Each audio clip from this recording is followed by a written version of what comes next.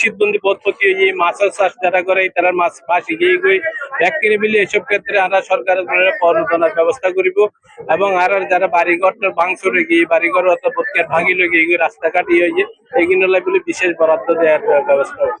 টানা বৃষ্টি ও জলাবদ্ধতায় ক্ষতিগ্রস্ত অসহায় মানুষের পাশে দিয়ে সীতাকুণ্ড উপজেলা বিএনপির কেন্দ্রীয় কমিটির সাবেক যুগ্ম মহাসচিব লায়ন মোহাম্মদ আসলাম চৌধুরীর সহযোগিতায় উপজেলার নওয়ান ইউনিয়ন ও একান পৌরসভাত ক্ষতিগ্রস্ত এলাকাত প্রায় ১,৫০০ মানুষের মাঝে ত্রাণ সামগ্রী বিতরণ কার্যক্রমের উদ্বোধন করা হয়।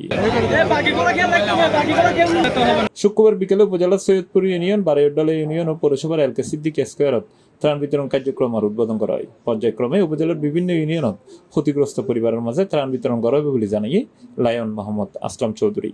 এই সীতাকুণ্ডে প্রথমবারের মতো আসলে পানি হয়েছে, সব সময় এত বেশি পানি হয় না, এবারে প্রথমবারের মতো হয়েছে। আমরা সব সময় যে কোনো দুর্যোগ মোকাবেলায় বাংলাদেশ জাতীয়তাবাদী দল এবং আমি আসলাম চৌধুরী সব সময় তাদের সাথে আছি এবং সব সময় ছিলাম অতীতে। এই সময় একটা উপজেলা পৌরসভা ও ইউনিয়ন বিএনপি ও অঙ্গ সহযোগী সংগঠনের নেতৃবৃন্দ উপস্থিত আছে। C plus TV, Chittagong.